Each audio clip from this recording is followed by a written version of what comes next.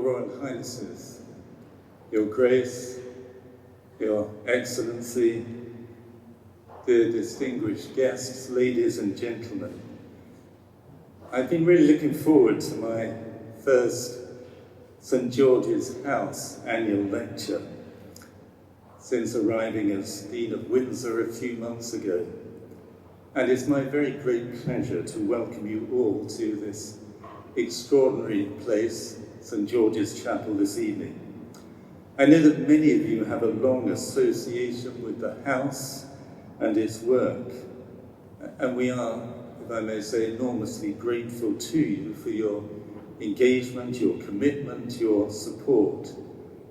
I'm thankful as well to Sir Val Duncan and Sir Mark Turner Memorial Trust and Rio Tinto for their initial support, which each year enables us to host this occasion. And I can see why this annual lecture is a highlight in the St. George's House calendar. A glance at the distinguished speakers over the years is testimony to the significance of this annual event, and tonight, if I may say so, is no exception. Dr. Fiona Hill grew up in the northeast of England. In her memoir, There Is Nothing For You Here, which is a cracking read, if I may say, Dr. Hill tells the story of her journey from beleaguered Bishop Auckland, where the Archbishop once lived as well,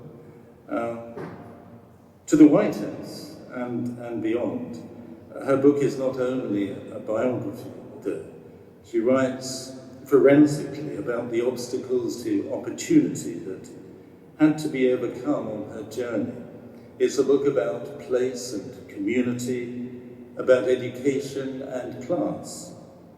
It's a book about the UK, where Dr. Hill grew up, about Russia, where she lived at a formative stage of her life and which became her specialist area. It's about America, where Dr. Hill now lives and where her adopted country is headed. And moreover, and this is what makes it so fascinating, your book, is the connections you make between all three and your own life story, especially its forgotten places and people. It's a deeply and personally informed analysis of the wider geopolitical world. Very moving in parts. Certainly touched me. Dr. Hill has worked with 3 American presidents, George W. Bush, Barack Obama, and Donald Trump, and her book has some fascinating and disturbing reflections on working with the latter of those 3. She testified at some cost at his President Trump's impeachment inquiry, the first one, I think.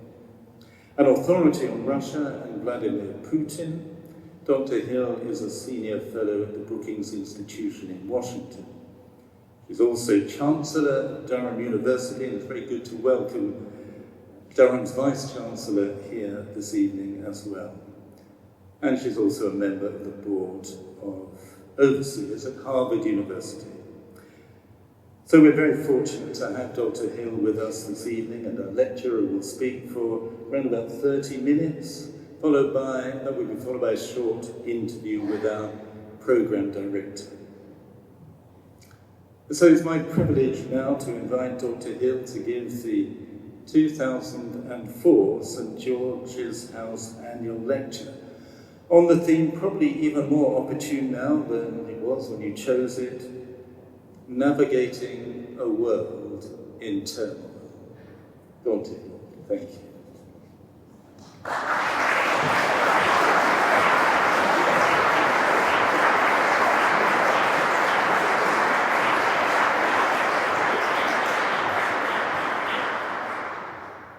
Thank you so much, Mr. Dean. Your Royal Highnesses, Mr. Dean, distinguished guests, ladies and gentlemen, it's such an honour to be here today in St. George's House, St. George's Chapel and Windsor Castle in my capacity as the Chancellor of Durham University. I want to actually begin because there are so many connections, in fact some new ones that I've just learned today between Durham and this absolutely wonderful place. I've just learned that the Admiral's also a graduate of Durham University, very pleased to hear that. And the current Archbishop of Canterbury, Justin Welby, who's sitting here in the front as well as being Bishop of Durham, as many other archbishops were in the past, he's also a graduate of St John's College at Durham University. So I'm very pleased to have a number of distinguished graduates here. And there may be more in the audience, and so I hope I'll see you later, and I'll be honoured to meet you. And as the Dean has indicated, Karen O'Brien, who actually really runs Durham University as the Vice-Chancellor, along with Lucian Hudson, the Director of Communications, and a University Professor of Practice, are both here today. And before I get on to navigating a world in turmoil, and there is a lot of turmoil in the world at the moment, but being in this wonderful, very calming place, actually I've been here for the last day and I've been very grateful to just be in a sea of tranquility amid all of the noise outside. I've been reflecting on some of the close ties between Durham and this place. Back in the 1470s, William Dudley, who was a canon here at St George's Chapel and then Dean of Windsor, became Bishop of Durham. And of note, given some of the illustrious members of the audience and critical points in British history and culture, Dudley apparently supported Richard, Duke of Gloucester, the future Richard III, in his bid for the throne of England. So I thought that was an interesting development, for example. And then 300 years later, someone who I have an indirect link with, Shute Barrington, another former canon here at St George's Chapel, became Bishop of Durham. He was a great patron of my hometown, Bishop Auckland, as Archbishop of Welby knows. He was a resident in Auckland Castle, and he promoted the expansion of education during his time there as bishop. And I actually attended a school named after him, Bishop Barrington School. It became a comprehensive school later in the 1970s and 1980s. Then I have another very personal bridge I'd just like to talk about to this wonderful place, through my extended family. One of my cousins, Elizabeth Hill, or she's part of the Hill family, met her husband, Peter Fisher, at Durham University, where they both studied theology. Both of them are canons in the Church of England. And Peter's father, Jim, was a canon here at St George's Chapel for 20 years, from 1958 to 1978. And he and his wife Joan, as well as Peter and his sister and brother, lived just behind us here at 6 The Cloisters. So that's been, I've been taking pictures to send to them for most of the past day. Jim Fisher, helped the Dean of Windsor at the time, Robin Wood, set up St George's House. So for this family connection, it's really very poignant and very meaningful to be here today. And in fact, Jim and his wife Joan are actually buried here just to the side of the chapel. At least their ashes are interred here, right next to King Edward IV, who happened to have been the elder brother of Richard III. So there's all these connections, which makes it very meaningful. And sadly, Peter Fisher's unwell and would have loved to obviously be able to come to the lecture, but they're very pleased that I'm obviously giving this with all these family connections at such a momentous period. So, world in turmoil, as the Dean mentioned. I think one can very safely say that after October 7th of last year, the world became even more difficult to deal with and difficult to navigate than it had been before. Hamas's surprise attack on Israel, I would say, was a Pearl Harbor-like moment, one in which we suddenly had an upsurge of conflict, obviously already in a very troubled place, but one that pulled in many major powers in somewhat unexpected ways. And it certainly pulled the United States, where I live now, directly back into Middle East conflicts. It's also roiled politics in the United States and even in university campuses in ways that I don't think anyone would have anticipated. Now, Pearl Harbor, of course, the real Pearl Harbor, marked the entry of the United States into World War II, which started with Germany's invasion of Poland, and of course ended after the US nuclear attack on the Japanese cities of Hiroshima and Nagasaki. I don't want to suggest that we're in World War III at this particular moment, but just as the international system was severely tested in World War I and World War II, we're having the same kinds of tests and tribulations at this particular moment. Israel's war against Hamas has profound implications. We don't know where it's heading yet. And as in the 1940s, the global order is in flux. The balances of power in all the different regions that have prevailed since the end of the Cold War, not just since World War II, are shifting. And we see all kinds of major countries assessing and reassessing their positions on their relationships with the United States, the West, and each other. In this year of 2024, we actually have now 3 conflicts where the US and other major powers are embroiled, and many more, of course, that here at St. George's House, people are thinking about during the reconciliation programme, where there's a demand for some kind of intervention and diplomatic assistance. But in terms of the 3 major conflicts, we of course have the European land war in Ukraine, what I just mentioned now, the war, full-on war in the Middle East between Israel and Hamas, and real risks of an extension, especially given the standoff currently with Iran. And on the third front, we have a much anticipated, but I would hope, avoidable clash in the Indo-Pacific between the United States and China over territorial disputes and the future of Taiwan. Not only is the United States a key player in all of these 3, and the UK to some extent as well, but so is Russia, the area, as the Dean said, that I've been studying for so long. And if we think about the war in Ukraine just for a moment, and I don't want to go into too much detail, I'm sure many of you are following this, the United Kingdom has been very forthright in its support for Ukraine.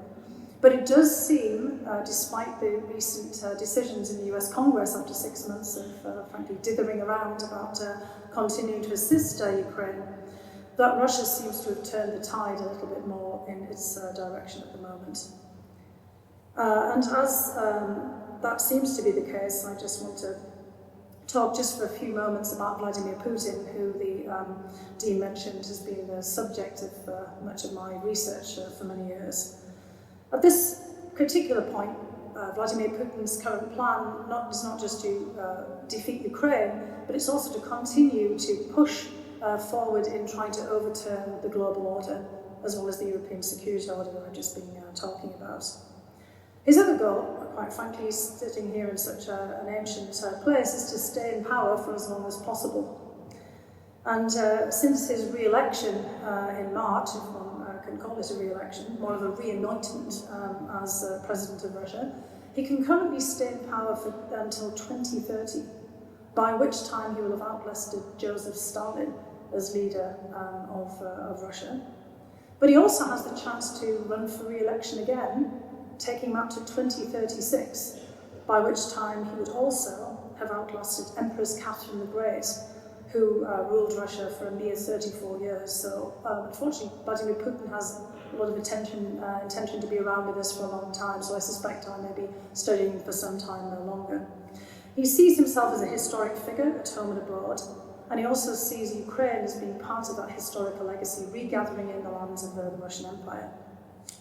October 7th was actually Vladimir Putin's birthday. I don't say that, I don't want a conspiracy theory starting here that somehow this was planned, but it is a very unfortunate coincidence, because he has seen it as a gift in many respects, as an exploitable opportunity to divert attention away from what's been happening in Ukraine, and to really roil things further in a very troubled and fragile part of the world, and also to blame America at every turn for what has been happening. In terms of the war in Ukraine, I mean, I think none of us could really have anticipated where we would be at this juncture. It's a miracle, of course, that Ukraine has not been overrun.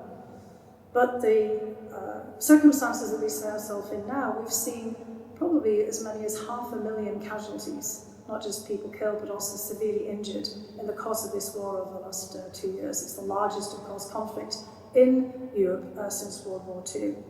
And the bulk of those losses have actually been on the Russian side. 350,000 not just killed in action, but also severely injured. Colossal losses of equipment as well as manpower. 40% now of Russia's spending in its economy is on war-related equipment and manufacturing. This has been just a dramatic reversal of anything that we might have anticipated over the last 20 years. There's questions, of course, whether the war economy in Russia can keep up forever. But no matter what, we're very much right now at a pivotal moment where our actions and resolve are also critical. Ukraine at this juncture, despite the recent decision in the US Congress, is at the situation that Britain found itself in before Pearl Harbor, when 90% of Americans did not necessarily want to come to the United Kingdom's aid, And Britain was facing and contemplating severe isolation and severe hardship, given the fact that most of Europe at this point had been invaded or occupied. So just to contemplate that at the moment, this is that kind of pivotal moment where we need to stand up and to address this very seriously. And our action intention is even more urgent because of these three sets of conflicts that I mentioned before. They've all become intertwined. Not just is the United States a player in all three, given its global reach. The United Kingdom, of course, is a key ally of the United States. And Russia, of course, that has such a large territorial extent that not only is it a major factor in Europe, but also in the Asia-Pacific region, where Russia borders not just China, but also North Korea, Japan, and then the United States across the Pacific. But other countries have been pulled in to these conflicts as well in unexpected ways. Again, ways that we wouldn't have anticipated at all, I think, looking back over the last 20 years. First of all, China has become party to a European war for the very first time since World War II, when it was nominally our ally, but then, of course, in the later part of the war. You might remember back that Vladimir Putin seemed to get President Xi of China's acquiescence in the future invasion of Ukraine on the sidelines of the Beijing Olympics in February of 2022. And since then, China has given at least some meaningful political and financial and other support to Russia. Although we've also seen that China has curbed at different times some of Russia's actions. But it's not just China that we should be worried about, it's also Iran and North Korea. And I already mentioned, of course, in passing, the Iranian standoff around the Israel and Hamas war. And of course, we've been watching with some trepidation about military exchanges between Israel and Iran. But North Korea is also a party to the war in Ukraine. This is, again, something rather surprising. Now, why are Iran and North Korea involved in the Ukrainian war in the first instance? Partly it was because of Russia's own deficiencies in terms of equipment and ammunition. Iran has been providing bridge equipment in terms of drones, high-tech drones, and North Korea in terms of ammunition. But neither North Korea nor Iran, and also China, had any prior disputes whatsoever with Ukraine. So this isn't about Ukraine, and it's not even in many respects about their relationships with Russia. Beijing, Tehran, and Pyongyang increasingly see the war in Ukraine as a proxy war against the United States and the West, and they've been quite clear about this, unfortunately. In part, this is because President Putin himself describes this war no longer as a war against Nazis in Ukraine, as he did when he first invaded, but also now a war against the United States, NATO, and the West. And that formulation means, of course, for many other countries, that they're seeing this as a war increasing between the United States and Russia, and that gives an opportunity to figure out how they also might be able to score points by participating in some way.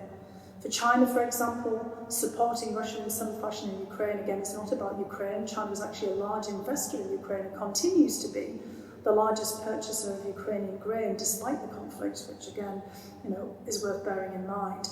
But China, of course, worries about Taiwan, US sanctions, financial actions the United States might take against it, but also about the United States pushing back against China with tariffs and other financial instruments. And so this is an opportunity to see the United States bogged down in some way in Ukraine.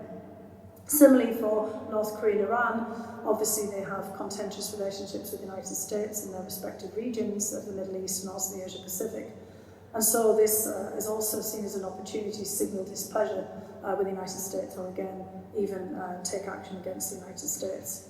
And on the other side of the ledger, in Asia, we also see South Korea and Japan reacting to the presence of North Korea in the Ukraine war in support of Russia, lending their support to Ukraine. Again, less about Ukraine, although they have good partnerships, but much more about how they see the dynamics in the Northeast Asia region being affected by the conflict in Ukraine. So here we are at a, I would say, very difficult, rather surprising juncture with all of these conflicts entwining together. And again, somewhat analogous to the period around World War I and World War II, without trying to say that we're already into the Third War, but these global ramifications, unforeseen consequences, and seeing again the kind of images that we never thought we would see in the 21st century. We have trench warfare in Ukraine, we have catastrophic attacks on civilians and on cities, particularly in the case of Gaza right now, with extreme levels of destruction. We have large military casualties, massive refugee flows.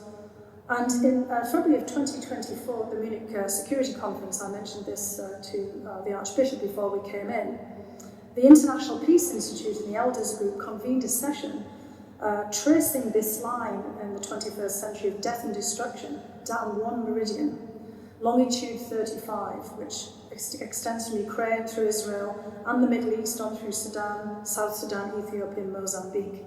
And they posited that our global order was unraveling, rather inconveniently, down this one meridian on the planet.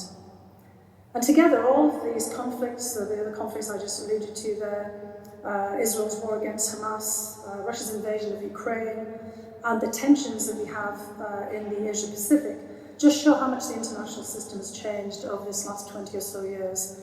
Since the terrorist attacks of 9/11 against the United States, then the United States' fateful and obviously very consequential decisions to invade first Afghanistan and then Iraq in response.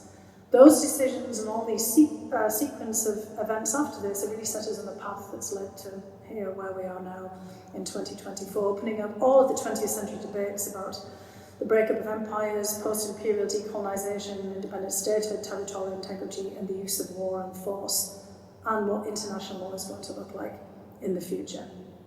We've seen the failures of all of the mechanisms that we put in place to keep peace and to deter war. We've got the collapse of the post-Cold War European security and global orders. And in many respects, we have reached what we've been calling for the last 30 years, the end of Pax Americana. The United States' seemingly unassailed position in the 1990s as a sole superpower at the centre of the transatlantic alliance certainly seems to have come to an end, or nearing its end at this point. We don't have anything yet to take in place. A year ago, I gave a different speech in Estonia at a conference in honour of Estonia's first president after independence, Lennart Meri. And my speech was titled The Revolt of the Rest. And it was really looking at how, in the rest of the world outside of the transatlantic alliance, there is a real desire now for a complete change in the international system. And I'm sure many of you have been following this yourselves. And I think it's the theme on so many people's mind at the moment. When you talk to interlocutors, as I know our colleagues here at St George's House do from around the world, they say they don't want another global order that is based on one hegemon. They also do not want to see a clash between the United States and China. They don't want to return back to a Cold War where everyone is forced to take sides. They want to see a different discussion. They would like to see less Europe, sadly. They would also like to see certainly less of the United States. They certainly don't want to see the use of force. And they are asking for a different framing. And that's what I'd like to talk about really in the second part of my remarks tonight. Outside of Europe, the rest of the world really doesn't want to be involved in any way in the war in Ukraine either. But they would like to see that the war in Ukraine, and then whatever happens next in the Middle East, is forming the basis for rethinking where we are now. They see weakness in the West, and they worry about who is going to lead moving forward. On that score, I would just like to caution that the defeat of Ukraine by Russia would lead, I think, to a much further unraveling of this and very little likelihood of a new order forming.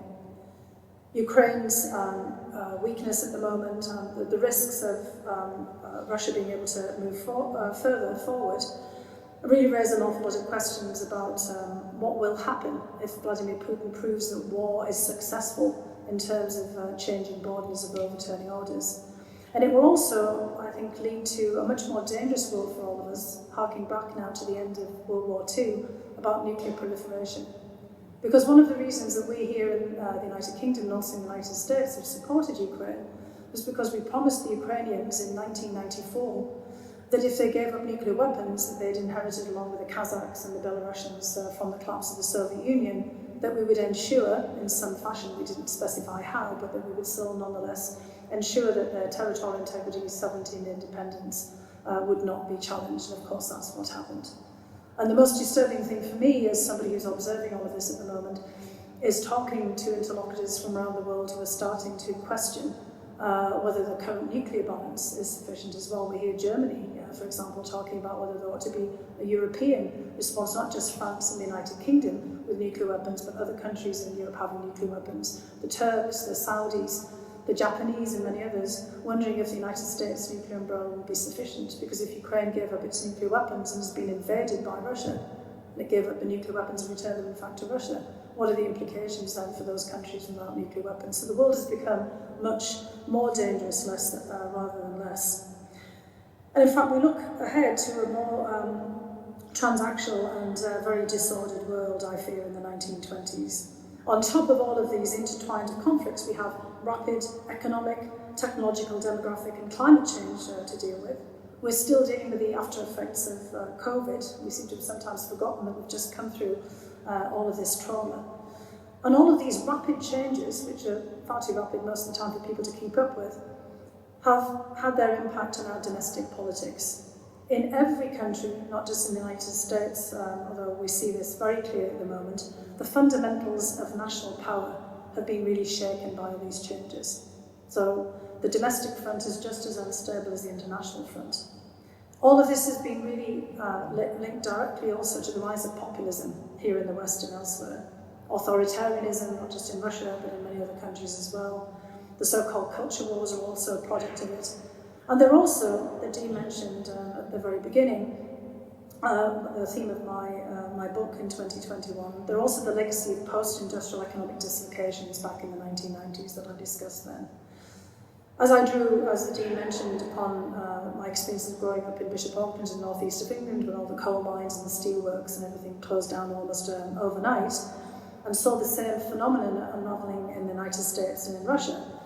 If I look back on that time, the last half century, I fear that we've failed to find formulas for dealing with those changes, and now we're right in the course of other changes as well, with artificial intelligence and all of the changes in a new technology we have ahead of us. And over the last 50 years, and then most recently even just the last 20 or 30, we've seen that parts of the United Kingdom, Europe and the United States have been on divergent paths of development. It's not just inequality, it's actually divergent paths of development that we really need to address. About a third of the populations in Europe, across the whole of the European Union, here in the United Kingdom and in the United States, concentrated in very specific regions, like my home region of County Durham, the northeast of England, have not just fallen behind the mainstream in terms of incomes and life outcomes, but they've also fallen behind in educational attainment and life expectancy. And, I hesitate to say this looking around the audience, but men in particular have not done very well over the last 30 years. So, with apologies to all the gentlemen in the audience, some probably have fared a little bit better than others, but if I think about the experience of my own father, for example, who was unwoed by the closures of coal mines back in the 1960s, and then had a very hard time finding a job again in the subsequent decades. He eventually became a hospital porter in the local hospital. His generation and subsequent generations have found it very hard to find a new base, a new anchor. And that's the same elsewhere in Europe, in Germany, in France, for example, and certainly in the United States. I'm, for example, the first in 3 generations not to work in a coal mine, but I had it easier because I don't think anyone would have expected the previous generations to work in a coal mine either. So in a way, as a woman, I was freer than my father and others like him. My father passed away in 2012, and I remember reading just a little bit afterwards a lengthy article in The Economist entitled Men Adrift. The nautical theme keeps coming up here. And it really talked about my father's sentiments in a more contemporary setting. And one quote really struck out to me, because my father had left school at 14 after really just a very rudimentary education, and was furtherly educated by the Workers' Education Association, which has obviously played an important role here in the United Kingdom. But the line said, badly educated men in rich countries have not adapted well to trade, technology or feminism. And then it linked directly their disaffection to the rise of the left and right populist parties. This was 2015. Fast forward actually just a few months, given the publication of the article, And they had said, the world is changing much faster than they have changed, and the world is not finished changing. This prefigured really what happened here in the United Kingdom with the Brexit vote, the election of Donald Trump in the United States, and the emergence of parties in places like Germany, like Alternative for Deutschland, and populist parties across Europe, and a clear preference for strongmen leaders elsewhere across the globe, like Vladimir Putin, for example, or President Xi in China. Now, a decade on from 2015, and that Economist article, it's not just men who feel left behind. At this particular point, I would say a much broader swath of the population most certainly do, and you see that in our domestic politics. And not just do populations feel left behind economically, they also feel left out of mainstream politics. And this is really what I want to kind of culminate in as I move forward to talking to Gary and thinking and reflecting on the work that St George's House is doing here. People who feel disaffected vote. And here we are in 2024 with 4 billion people going to the ballot box this year. 4 billion people in 64 countries. There'll be a general election, no doubt, here in the United Kingdom before the end of the year, and of course there's the election in the United States that's barreling towards us in November. And these divergent paths of development, this disaffection with the state of lives have fed into socio-political and cultural fissures in every single country. And these domestic divides also mirror the international divides that I just talked about, and all these intertwined conflicts and the dissatisfaction that we have, let's be said, between the global north and the so-called global south. We don't really like using that term, but that north-south divide is very convenient when you think about here in the United Kingdom that we have a north-south divide. In the United States, there's also a north-south divide, an east-west divide, a coast-interior divide. Germany has an east-west and a north-south divide. You see the point here. We've got these divisions on all of these geographic areas where you can superimpose these divergent paths of development and history over a long period of time. And all of these divides and the people who feel divided from the rest are pushing the anti-establishment and populist isolationist politics that are really demanding major domestic change and greatly complicated our foreign policy. If you look at populist movements around all of the countries, most of the populist leaders also oppose support in their countries for Ukraine and for the war, and are trying to push in a more isolationist direction, just at a time when we've got this really critical challenge that's akin again to the period of early World War II. Now, I just want to make a quick comment on this, that I don't believe that these populist tendencies are inevitably going to lead to disaster. And if we just step back and reflect upon this, a lot of polling is showing, both in the United States and also here in the United Kingdom, where the polling is very interesting. Here in the UK, it seems that everyone's disaffected. So the divisions are actually being blurred by everyone's general feelings of dissatisfaction. But if you look at other parts of Europe and the United States, elites are much more polarised in their societies. And in fact, if we look at places where the far right has actually got into power, in Italy, for example, you see actually a much more muted version of what we were anticipating, because society itself has proven to be a bit of a check on some of the political positions. In the United States, despite everything you would be reading in the papers at the moment, you find that society, apart from on a couple of key issues, which I'm sure all of you are quite well aware of, are closer on so many of the other issues as well, but you wouldn't believe that if you looked at the partisan politics in the United States Congress, because the elites have become very partisan and very much polarised. Poland has flipped the switch recently in its elections from a more populist position to much more of a mainstream, and is re-engaging in international affairs. And in Germany, where recently there were rumours that the Alternative for Deutschland was seeking to expel immigrants, at the depths of winter, 1 million people came out to the streets of German cities to protest against this. So the point of this is that despite all of the divisions, I think you also see a great desire for people for some kind of reconciliation and some kind of different step forward again, which is the theme of St George's House with the consultations. And authoritarianism succeeds only when opposition to it is divided, when there is no social dialogue, where there's no debate, and where the opposition to authoritarian or populist movements cannot join together to be able to push back. So the challenge for here in 2024 with these elections is to basically to get organised, to be able to debate the issues and try to find ways forward without basically exacerbating division. Now, just to conclude, as the domestic and foreign policies seem to have also got intertwined, and the crises in our domestic, political and international systems also seem to be mirroring each other, we've lost our trust and faith in international institutions and domestic institutions simultaneously. Instead of searching for strong men, they're very rarely strong women, but strong men for coming up with magical solutions to our intractable problems, I think we really have to take a long, hard look at if there's a different way to approach fixing what ails us in the international and domestic systems. And part of that is to think about what is one of the major issues at hand at the moment. Our Western societies here are increasingly ageing and also increasingly childless. That is not the case in the rest of the world.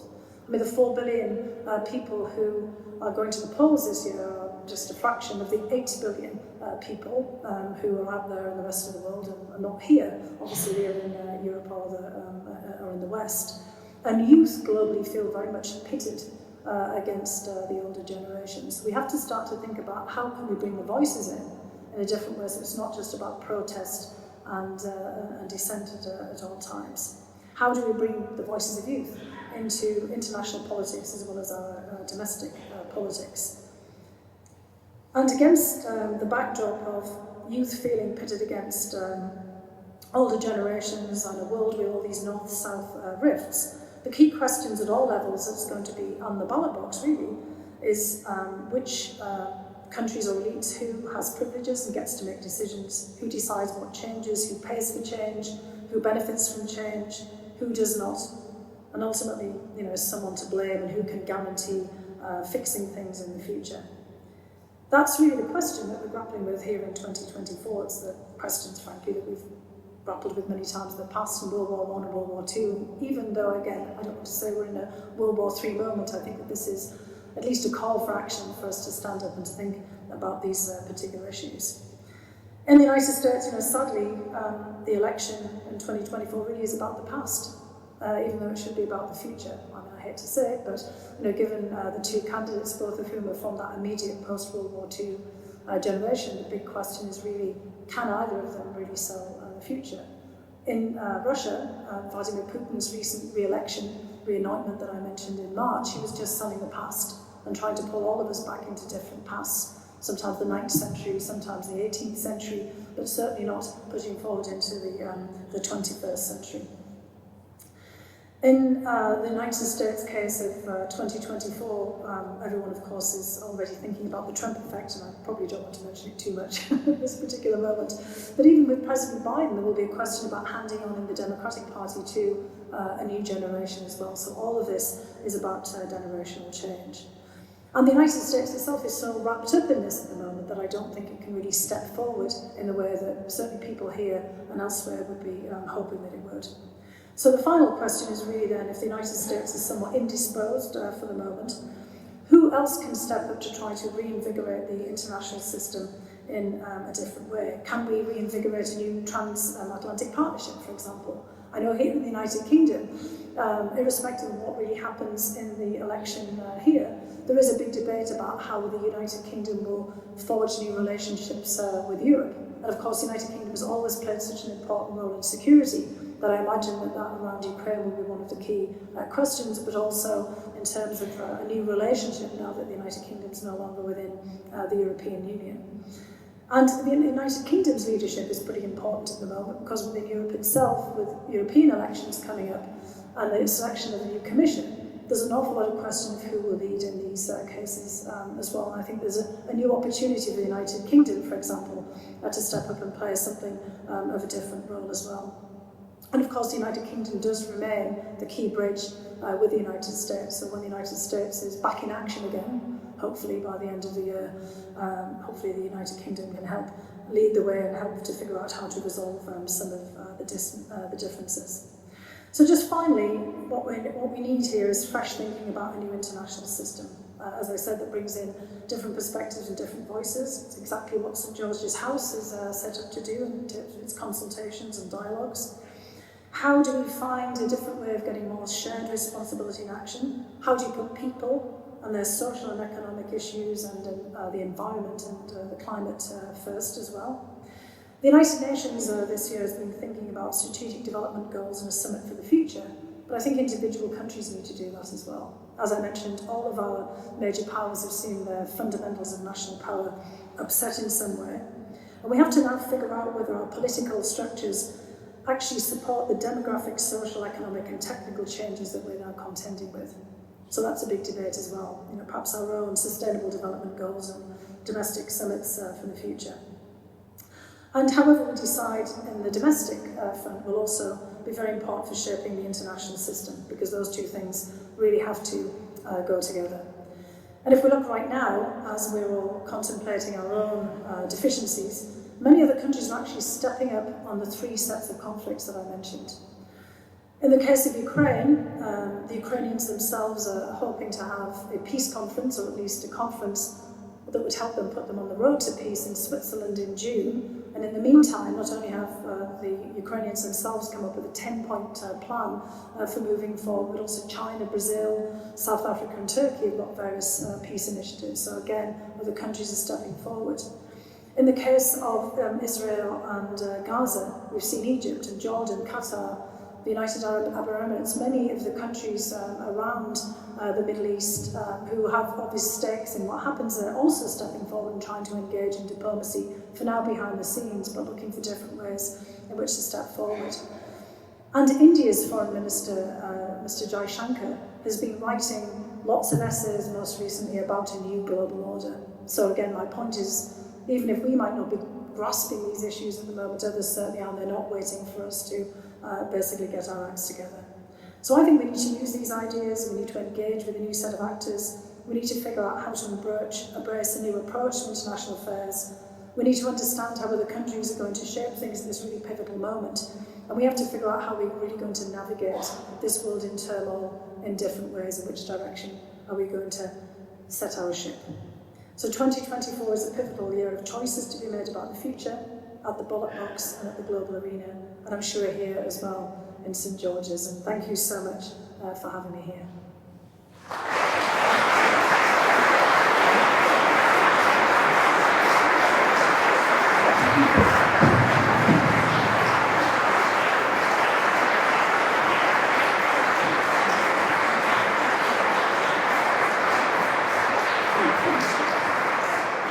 Fiona, thank you very much for a very interesting, very comprehensive lecture. You covered a lot of ground in there, and I wonder if I could just take you back for a moment specifically to Ukraine and Russia.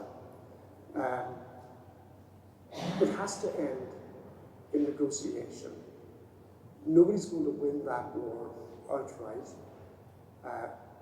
And if that negotiation happens, compromise will happen. Will that be a victory for Putin? Well, look, I think, unfortunately, given what's happened, everything will be a loss for Ukraine. Because at this particular point, the Russians occupy about 20% of their territory, and of course there's been so much death and destruction. And, a country of 40 million people in the case of Ukraine, if we look forward based on the number of casualties or the refugees, we're looking at a country that's going to be decimated in the future. But on the other hand, for Russia, and I'll get to the part of the response to the question, Russia's had huge losses as well, as I mentioned in my presentation. If we've had 500,000 casualties, 500,000 casualties in the course of this war, the bulk of military casualties have been with Russia. And that's really quite astounding. You've also had 1 million more and more Russians leaving to avoid the draft, to basically in protest of Vladimir Putin, many of them are here in the United Kingdom, in the United States, or around Europe. And that will also have an impact on the demography of Russia as well. 40% of the Russian economy is now a war economy, expended on basically trying to win on the battlefield. And over the longer term, that will inevitably have an impact. Because it's war that brought down the Russian Empire, it's war that eventually brought down the Soviet Union as well. And countries cannot stay on a war footing indefinitely.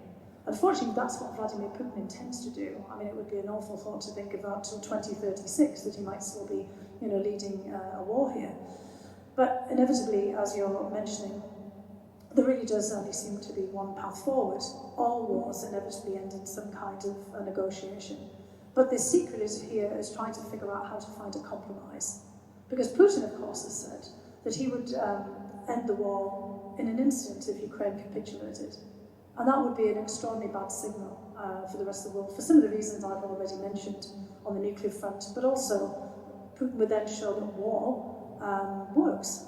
And of course then the deterrent effect would be lost entirely in all of the other conflicts that we can envisage around the globe. So we have to find a way of changing Vladimir Putin's calculation. So I think part of it is strengthening the hand of the Ukrainians so that there would be some possibility of compromise on the part of Putin as well. Again, bearing in mind that Ukraine will always have lost, given the fact that so much of its territory has been taken, it's lost so much population in this as well. So that strengthening comes in part from our robust continued support. So the signalling that we have at all times, the United Kingdom has been very forthright on this, more so than the United States. Europe is now talking about being on Ukraine's side for a long period of time. We're talking about bilateral security arrangements with Ukraine, economic support, rebuilding of Ukraine as well.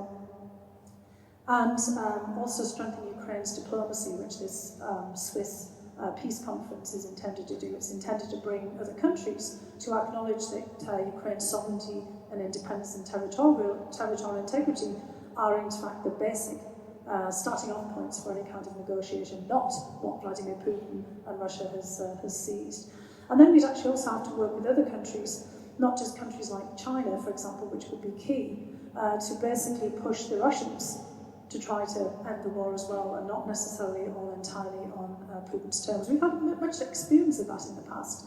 And again, I think dialogue is going to be critical, along with populations as well, the kinds of dialogues that you conduct on a regular basis, and trying to figure out what actors would be most important in setting the stage for this. The best peace negotiations with the best outcomes have always been very well prepared, so I don't think we're quite at that juncture yet, but that's what we obviously have to move towards. And do you see anybody in Putin's background behind him who's thinking differently, who may succeed him? He can't last forever. We would like to last forever, yes, obviously, 2036. I think if we look back over Russian history, all kinds of things can happen. It's been quite a wild history of revolutions and also long-lasting sovereigns. I mentioned Catherine the Great, who was of course a German empress, but she was somewhat unexpected in her own setting at the time as the ruler of Russia. But we've also seen a much more recent history after Stalin passed. He was replaced by collective leadership for a while, and then Nikita Khrushchev, who did not want to continue in the same way as Stalin did. And of course, in more recent times, we've had Gorbachev, who wanted to end the Cold War, and also Boris Yeltsin, who certainly wasn't interested in trying to basically take back lost territory. Leadership really does matter. There are lots of technocrats around Putin who might want to do things differently. So it's not a given that whoever would replace Putin, if he suddenly disappeared from the scene the next year or so, would actually want to continue as he's done before. But I think then our challenge would then be, how would we manage the relationship with Russia moving forward? Because clearly after so much death and destruction, we want to see Russia help to make things right. And that will still be a big debate as we think again after World War I and World War II about how do you construct a new system here. At the moment, it seems that any European security system would be constructed without Russia. We're really trying to contain and constrain its activities because there's no sign under Putin that he intends to step back. And you were very interesting also about disenchantment, disaffection with politics. And I suppose I'm particularly interested in young people. And you were speaking to some students not so long ago. Is your sense that they can be re-engaged in politics generally, or is it simply issue-based, climate change, protest, whatever else might occur, but they're not really going to engage with the system? Well, look, I think it's because the system, they feel, doesn't engage with them. And obviously we've got a lot of challenges at the moment. I mean, I'm sure you're watching what's happening on university campuses in the United States, and clearly we haven't found, necessarily the formula there. I think here in the UK there's much more of a tradition of social dialogues and going out and engaging. Of course, we have different views in the United Kingdom of free speech and, also the kind of bounds of public protests that obviously have taken shape over long periods of time. But I think in talking to students, which I do all the time, they want to find ways in which they can get engaged that has immediate results, which of course is problematic, because all of us know that often results take decades to achieve. But can we find formulas then to bring them in, particularly at the community level, where you can actually have more of a sense of immediacy?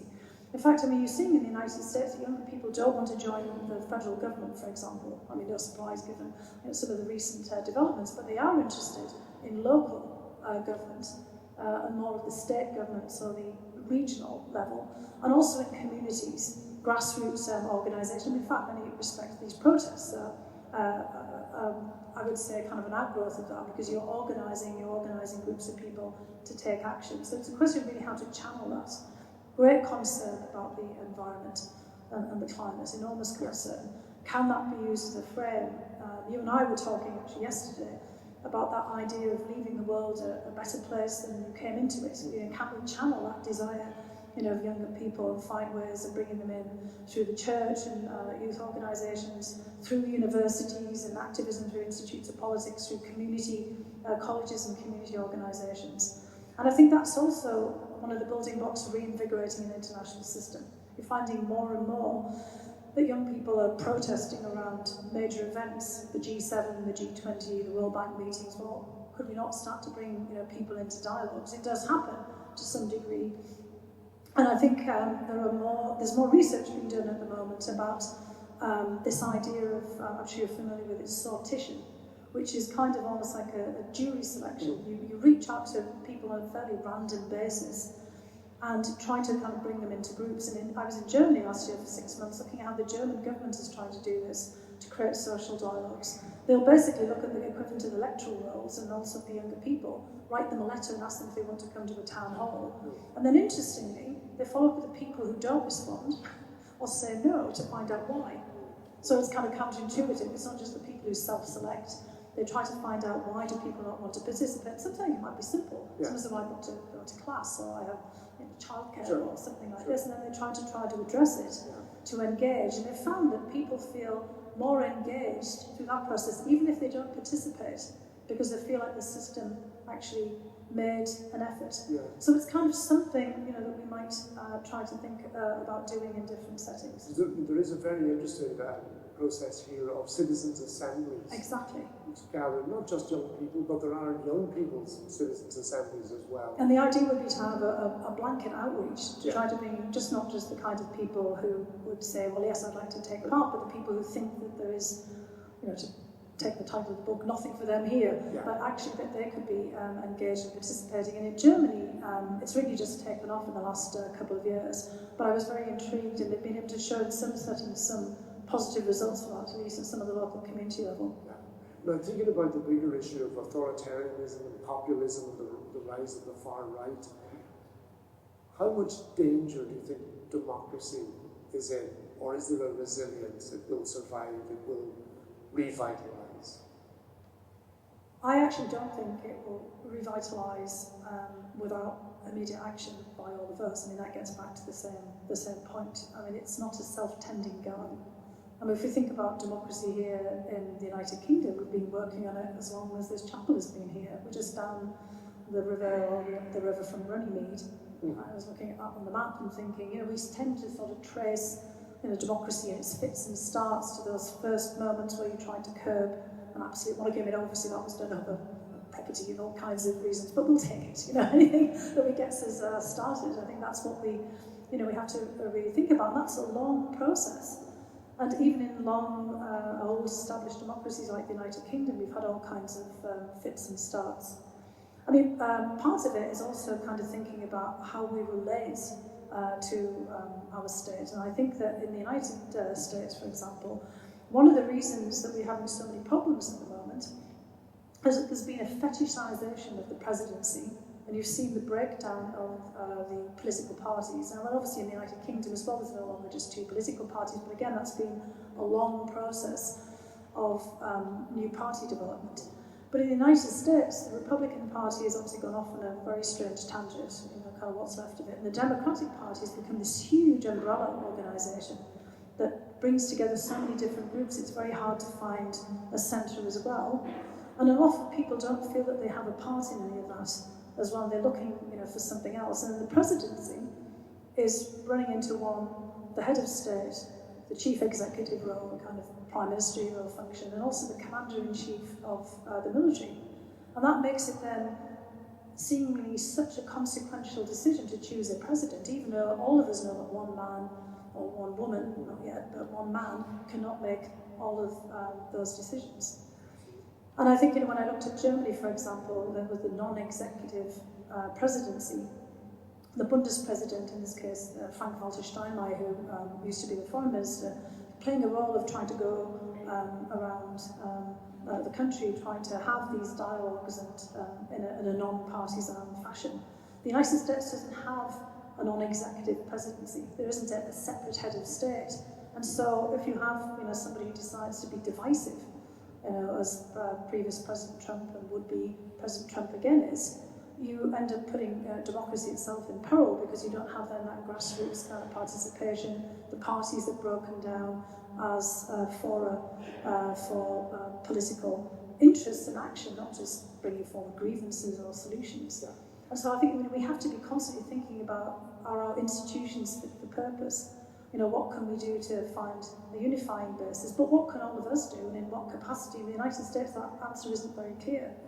And I think that's why the United States is in so much difficulty at the moment. So it requires all of us getting out there and talking about things. And here as well, obviously. I'm just thinking about here, later this year we'll do a consultation on Britain's place in the world. So you have a unique perspective, given that you now live in America, you left Bishop Auckland. When you look across the pond, back at the UK, what role do you see Britain playing going forward in the 21st century? Has it a role?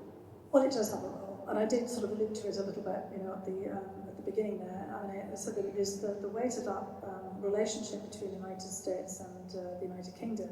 For example, fraught at times, but historic nonetheless. I mean, both the United States and the United Kingdom are economic, major players, obviously, but they're also educational superpowers. And I think about this, and obviously the new role as Chancellor of Durham, but a university like Durham, Oxford, Cambridge, St Andrews, Edinburgh, these are world-class institutions. And so many people, not just the elites of the world, come and educated here in the United Kingdom and also in the United States, but many others as well. And I think thinking about that kind of role in terms of education, that also brings out leadership. New ways of thinking about education. I mentioned how my father had left school at 14, but then was able to get further instruction through the Workers' Education Association, and also through then the Miners' Union at the time as well. We've always had a tradition in the United Kingdom of lifelong learning and adult education and retraining that I think we can tap into as well. I think that again, the long history of the United Kingdom is a continuous democracy and of institutional evolution.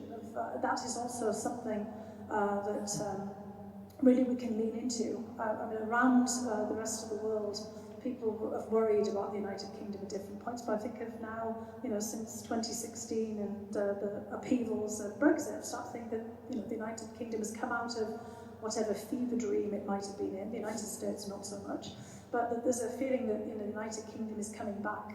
And I was very struck in Germany how much my German interlocutors at the highest levels kept saying, we're looking forward to having the UK back again, in whatever fashion. The UK was, we're looking for advice on security, we're looking for advice on the economy. I mean, that might seem a little farcical from the perspective of, hearing all of the debates here ahead of the election, given, the backs and forwards, but they always felt that Britain had a very sensible role to play in thinking about all of these key issues on the economy, maybe tempering, some of the other debates, even if we weren't always happy in that role ourselves.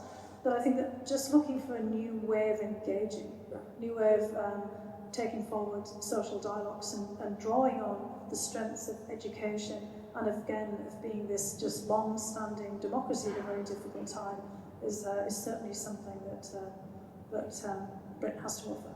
And that is a very positive note on which to finish.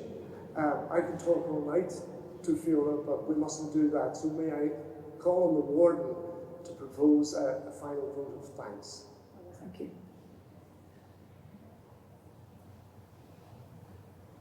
Your Royal Highnesses, Mr. Dean, distinguished guests, ladies and gentlemen, it is my great pleasure as Warden of St. George's House to say a short word of thanks to Dr. Hill for this evening's lecture.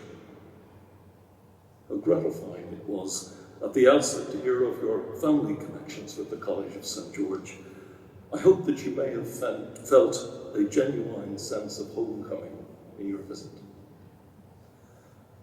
Dr. Hill's experience as one of our finest political thinkers has given her a unique vantage point from which to observe many of the foremost political figures and events of our time. Listening to her lecture brought those figures and those events into sharp relief. Such first-hand experience must be both exhilarating, at times terrifying, but I imagine never, never dull. We are, I think, privileged to have been taken backstage, as it were, and given such a hugely informative perspective on the geopolitical world. There is a real sense that the global tectonic plates are shifting.